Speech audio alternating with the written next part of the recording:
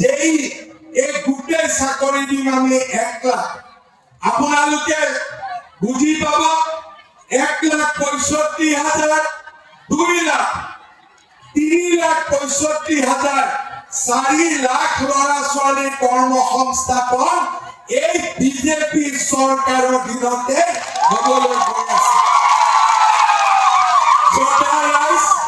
কংগ্ৰেছৰ ৰাজনীতি কি আছিলে?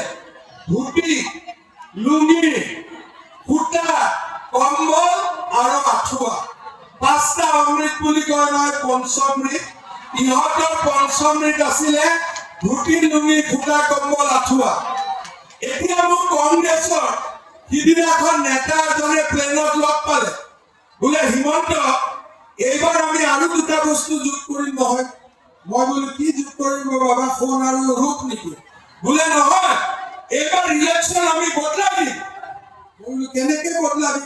বোলে আমি ডাঙৰ 2টা বস্তু নতুন দিম। মই বোলো ক'ব পাৰোনে চিক্ৰেট? বোলে দাদা আপোনাকতো নুলুকা কৈ দিছো, এইবাৰ আমি গেঞ্জি আৰু পাইজামাও লগাম। কি কি হ'ব? ধুতি লুঙি সূতা কম্বল আঁঠুৱা গেঞ্জি পাইজামা। এইটো হ'ল তেওঁলোকৰ আঁচনি। মই যেতিয়া মহিলাসকলক কৈছিলো যে লোকসভা নিৰ্বাচন হৈ যাওক, আমি আপোনালোকক 10,000 টকাকৈ দিয়াৰ ব্যৱস্থা কৰিম। কংগ্ৰেছে কৈছিলে এই মামা ফাঁকি দিয়ে 40 লাখ মহিলা 4,000 টকা ক'ৰ পৰা দিব? চৰকাৰ ধাৰত লোনত কুটি খাই আছে, ক'ৰ পৰা দিব? এতিয়া আপোনালোকে মোক কওকচোন 10,000 টকাটো পালে নে নাপালে?